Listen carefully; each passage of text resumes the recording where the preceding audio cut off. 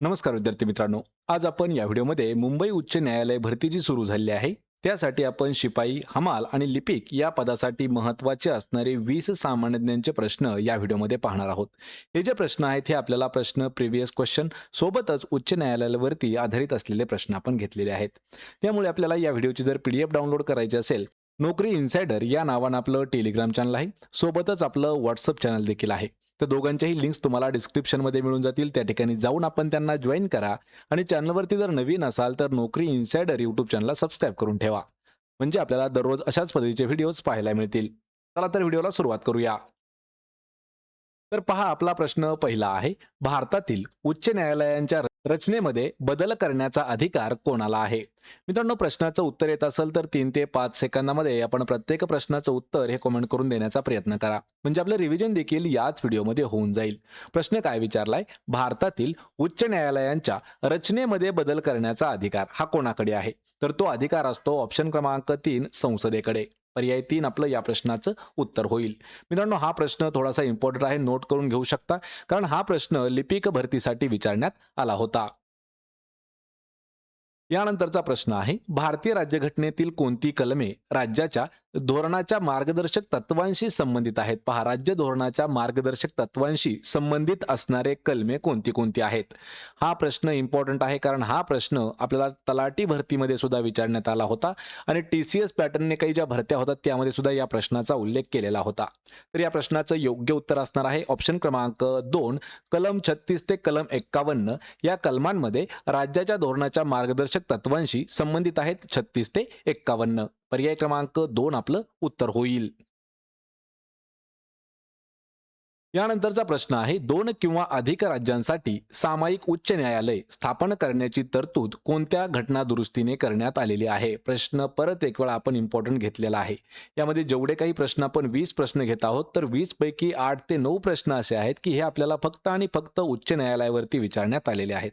त्यातीलच असा इम्पॉर्टंट असणारा हा प्रश्न आहे. 2 किंवा त्यापेक्षा अधिक राज्यांसाठी सामायिक उच्च न्यायालय स्थापन करण्याची तरतूद ही कोणत्या घटना दुरुस्तीद्वारे करण्यात आली? तर ती घटना दुरुस्ती आहे, पहा, 7वी घटना दुरुस्ती, जी 1956 या वर्षी झाली होती. पर्याय क्रमांक 3 आपलं या प्रश्नाचं अचूक उत्तर असेल. प्रश्न क्रमांक 4 आहे, भारतीय राष्ट्रीय काँग्रेसची पहिली महिला अध्यक्ष कोण होत्या? भारतीय राष्ट्रीय काँग्रेसची स्थापना कधी झाली या प्रश्नाचं उत्तर मला आपण कमेंट करून द्यायचं आहे, पहा मित्रांनो, कारण हा प्रश्न सुद्धा खूप वेळा विचारण्यात आलेला आहे. त्यावरच आधारित प्रश्न विचारलाय की पहिली महिला अध्यक्ष कोण होती? आणि या प्रश्नाचं उत्तर आहे ऑप्शन क्रमांक 1, तर अॅनी बेझंट जी आहे ही भारतीय राष्ट्रीय काँग्रेसची पहिली महिला अध्यक्ष होत्या. पर्याय क्रमांक 1 आपलं या प्रश्नाचं उत्तर असेल. प्रश्न क्रमांक 5 आहे, वंदे मातरम हे राष्ट्रीय गीत बंगाली साहित्यिक बंकिमचंद्र चटर्जी यांच्या कादंबरीतून घेण्यात आलेले आहे. पण ती कादंबरी कोणती आहे असा आपल्याला प्रश्न विचारलेला आहे.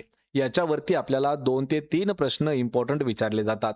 पहिला प्रश्न विचारला जातो की राष्ट्रीय गीत कोणतं आहे? पहा मित्रांनो, वंदे मातरम हे जे आहे हे राष्ट्रीय गीत आहे. आणि आपलं राष्ट्रगीत कोणतं आहे? तर राष्ट्रगीत आहे जनगण मन. आणि हे जे राष्ट्रीय गीत आहे वंदे मातरम हे कोणी लिहिलेलं आहे? बंकिमचंद्र चटर्जी यांनी. पण प्रश्न विचारलाय की ते कोणत्या कादंबरीतून घेण्यात आलं आहे? तर ते घेण्यात आलेलं आहे ऑप्शन क्रमांक 2, तर आनंदमठ या कादंबरीतून. बंकिमचंद्र चटर्जीची ही कादंबरी आहे आनंदमठ, आणि त्यातून वंदे मातरम हे जे आहे हे घेण्यात आलं आहे. पर्याय क्रमांक 2 आपलं या प्रश्नाचं योग्य उत्तर होईल. यानंतरचा प्रश्न आहे, खालीलपैकी उष्णता व विद्युतधारा यांचा सर्वोत्तम सुवाहक कोणता आहे? पहा, सुवाहक म्हणजे काय? तर गुड कंडक्टर विचारलेला आहे. कशासाठी? उष्णतेचा पण आणि विद्युतधारेचा पण सर्वोत्तम सुवाहक कोणता आहे? तर या प्रश्नाचं योग्य उत्तर असणार आहे पर्याय क्रमांक 1, तर जो चांदी जी आहे मित्रांनो, चांदी, तर चांदी हा असा सुवाहक आहे की जो उष्णता आणि विद्युतधारा दोघांचाही गुड कंडक्टर आहे. पर्याय क्रमांक 1 आपलं या प्रश्नाचं उत्तर होईल. यानंतरचा प्रश्न आहे, काकोरी कटात खालीलपैकी कोणत्या क्रांतिकारकाचा सहभाग नव्हता? काकोरी कट जो झाला त्यामध्ये कोणता असा हे होता क्रांतिकारक ज्याचा सहभाग नव्हता? म्हणजे 4 ऑप्शन पैकी 3 जे क्रांतिकारक आहेत तर हे काकोरी कटामध्ये सामील होते, पण एक क्रांतिकारक नव्हता. ते कोण आहेत? या प्रश्नाचं अचूक उत्तर असणार आहे पर्याय क्रमांक 4. तर श्रीपाद अमृत डांगे हे जे आहेत हे काकोरी कटामध्ये समावेश नव्हता त्यांचा. त्यामध्ये चंद्रशेखर आझाद, राजेंद्रनाथ लाहिरी आणि रामप्रसाद बिस्मिल हे तिघही काकोरी कटामध्ये सामील होते. मित्रांनो, काकोरी कटावरती आपण खूप महत्त्वाचा एक व्हिडिओ देखील घेतलेला आहे. त्याचीही लिंक तुम्हाला लवकरच मी डिस्क्रिप्शनमध्ये देत आहे, कारण तो व्हिडिओ प्रश्नसंच सोडता म्हणजे प्रश्न उत्तर नसताना तो थोडासा वेगळा व्हिडिओ ठरणार आहे. काकोरी कट का घडला, कधी घडला आणि कसा घडला यावरती डीपमध्ये विश्लेषण आपण त्या ठिकाणी केलेलं आहे. पर्याय क्रमांक 4 आपलं या प्रश्नाचं योग्य उत्तर होईल. यानंतरचा प्रश्न आहे, खालीलपैकी कोणती नदी महाराष्ट्रातील सर्वात लांब नदी आहे? पहा, सर्वात जास्त लांबीची नदी खालीलपैकी कोणती आहे? आणि हा प्रश्न आत्तापर्यंत आपल्याला नाही म्हटलं तरी पोलीस भरतीला जवळपास 26 वेळापेक्षा जास्त विचारण्यात आलेला आहे. हा प्रश्न तलाठी भरतीला सुद्धा 2019ला 2 पेपरमध्ये विचारण्यात आला होता. तर महाराष्ट्रातील सर्वात लांब नदी खालीलपैकी कोणती आहे? तर ती नदी आहे पर्याय क्रमांक 2 गोदावरी. ही जी नदी आहे ही आपल्या महाराष्ट्रातील दिलेल्यापैकी सर्वात जास्त लांबीची नदी आहे. ऑप्शन क्रमांक 2 आपलं या प्रश्नाचं उत्तर होईल.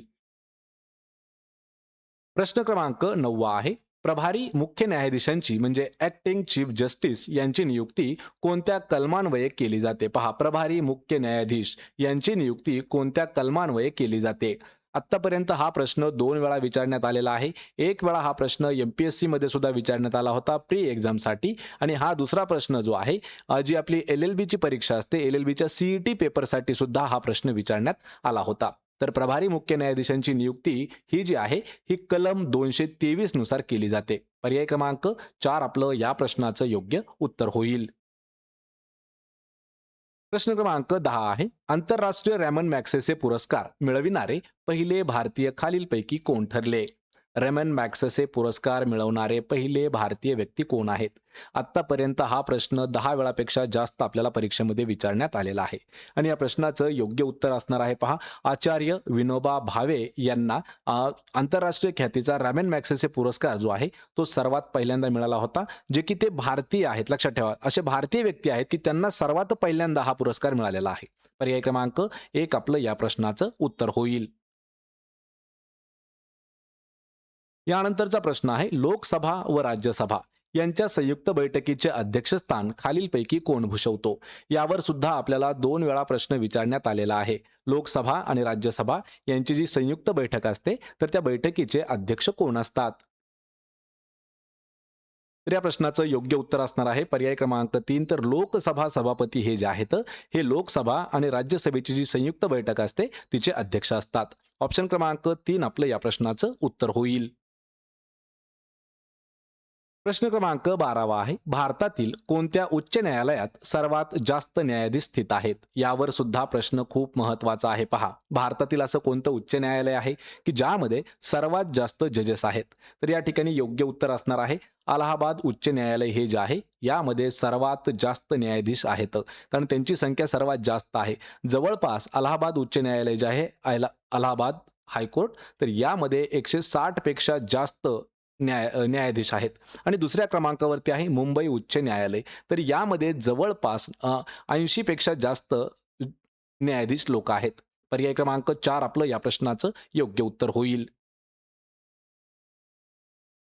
यानंतरचा प्रश्न आहे, भारतातील कोणत्या राज्यात पंचायत राज योजना अस्तित्वात नाही? 4 पैकी 3 असे राज्य आहेत की त्या राज्यांमध्ये पंचायत राज व्यवस्था आहे किंवा योजना आहे, पण एक राज्य असं आहे की ज्यामध्ये पंचायत राज व्यवस्था अजूनही कार्यरत नाही, आणि ते राज्य आहे पर्याय क्रमांक 3. तर नागालँड हे जे राज्य आहे यामध्ये पंचायत राज व्यवस्था अद्यापही अस्तित्वात नाही.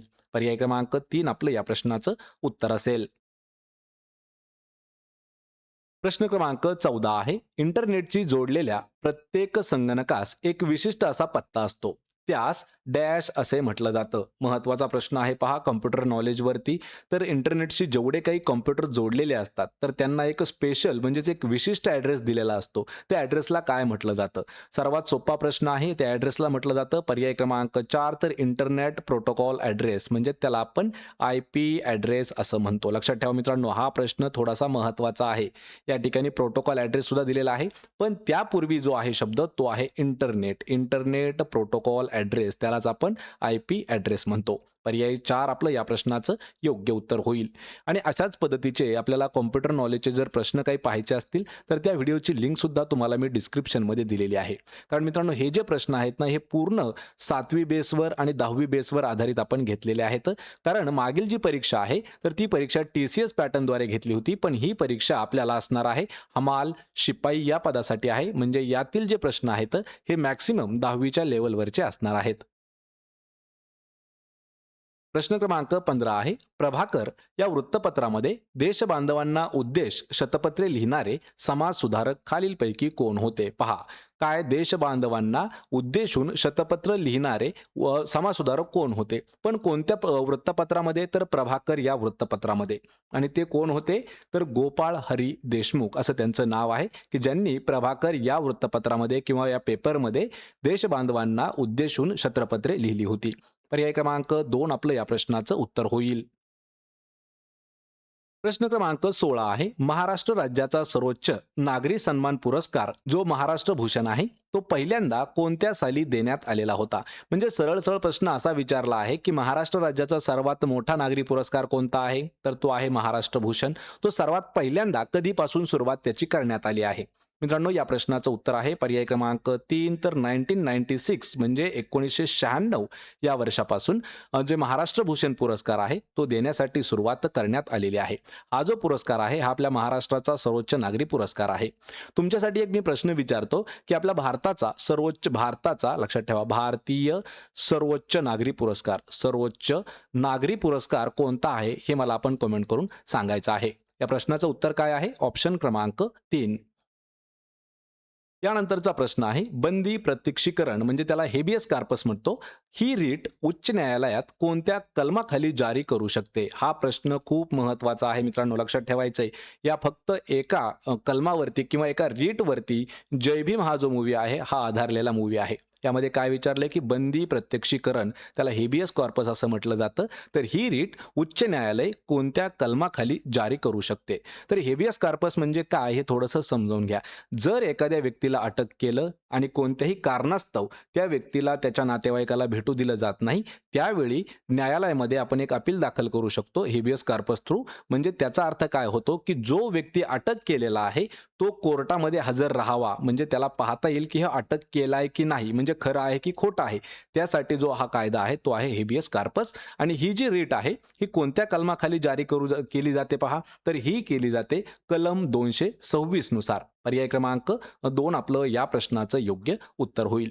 मित्रांनो, आपल्याला हेबियस कॉर्पस विषयी जर अजून काही महत्त्वाच्या गोष्टी पाहायच्या असतील तर त्यावर सुद्धा आपण महत्त्वाचा एक 10 मिनिटापेक्षा मोठा व्हिडिओ सुद्धा आपण बनवलेला आहे.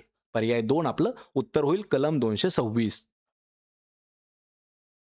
प्रश्न क्रमांक 18 आहे, उच्च न्यायालयाच्या न्यायाधीशांचे निवृत्तीचे वय किती आहे? यापूर्वी सुद्धा आपण हा प्रश्न 2 वेळा घेतलेला आहे, पण यावेळीस हा मुद्दाम घेतलेला आहे कारण दोन्हीही वेळा आपण अल्टरनेट करून प्रश्न हा घेतला होता. या ठिकाणी प्रश्न काय विचारलाय, उच्च न्यायालयाचे जे न्यायाधीश असतात त्यांचं रिटायरमेंटचं वय किती आहे? तर त्यांचं रिटायरमेंटचं वय असतं पहा, ऑप्शन क्रमांक 2, तर 62 वर्ष हे त्यांचं रिटायरमेंटचं वय असतं. आणि ज्यावेळी घटना दुरुस्ती झाली तर त्या घटना दुरुस्तीच्या आधी 60 वर्ष त्यांचं वय होतं, पण 60 वरून 62 वर्ष करण्यात आलेलं आहे. पर्याय क्रमांक 2 आपलं अचूक उत्तर होईल. प्रश्न क्रमांक 19 आहे, पंचायत समितीचे बेकायदेशीर ठराव स्थगित करण्याचे अधिकार कोणाला प्रदान करण्यात आलेले आहेत? पहा, पंचायत समितीचे बेकायदेशीर ठराव थांबवण्याचं किंवा त्याच्यावरती स्टे आणण्याचा जो अधिकार आहे तो खालीलपैकी कोणाला देण्यात आलेला आहे? आणि तो त्यांचा जो अधिकार आहे तो आहे विभागीय आयुक्तांकडे. ऑप्शन क्रमांक 4 आपलं या प्रश्नाचं योग्य उत्तर होणार आहे. मित्रांनो, हा प्रश्न आपल्याला विचारण्यात आला होता पहा, तलाठी भरती 2019 मध्ये. आणि हाच प्रश्न सेम आपल्याला विचारण्यात आला होता 2014च्या लिपिक भरतीसाठी सुद्धा. पर्याय 4 आपलं योग्य उत्तर होईल. यानंतरचा प्रश्न आहे, खालीलपैकी कोणता दिवस राष्ट्रीय ग्राहक हक्क दिन म्हणून साजरा करण्यात येतो? दिनविशेष स्पेशल प्रश्न आहेत आणि दिनविशेष वरती आपण सांगायचं झालं तर जागतिक दिनविशेष आणि सोबतच आपण राष्ट्रीय दिनविशेष एका वर्षाचे पूर्णपणे 2 व्हिडिओमध्ये घेतलेले आहेत. त्या व्हिडिओच्या लिंक्स तुम्हाला डिस्क्रिप्शनमध्ये मिळून जातील. तर राष्ट्रीय ग्राहक हक्क दिवस हा जो आहे हा 24 डिसेंबर या दिवशी साजरा केला जातो. पर्याय क्रमांक 1 आपलं या प्रश्नाचं अचूक उत्तर होईल. तर मित्रांनो, हे होते महत्त्वाचे 20 प्रश्न. या 20 प्रश्नापैकी किती प्रश्नाची उत्तर देता आली हे मला कमेंट करून नक्की सांगा. व्हिडिओ जर आवडत असतील तर व्हिडिओला आपल्या लाईक करा, मित्रामध्ये व्हिडिओ शेअर करा आणि आपल्या नोकरी इन्साइडर यूट्यूब चॅनलला सबस्क्राईब करून ठेवा. प्रत्येक व्हिडिओची PDF अगदी फ्रीमध्ये तुम्हाला प्रोव्हाइड करून दिली आहे आपल्या टेलिग्राम चॅनलवरती. त्याचीही लिंक तुम्हाला मी डिस्क्रिप्शनमध्ये देत आहे. आपण भेटूया पुढच्या एका अशाच नवीन व्हिडिओमध्ये. तोपर्यंत जय हिंद, जय महाराष्ट्र.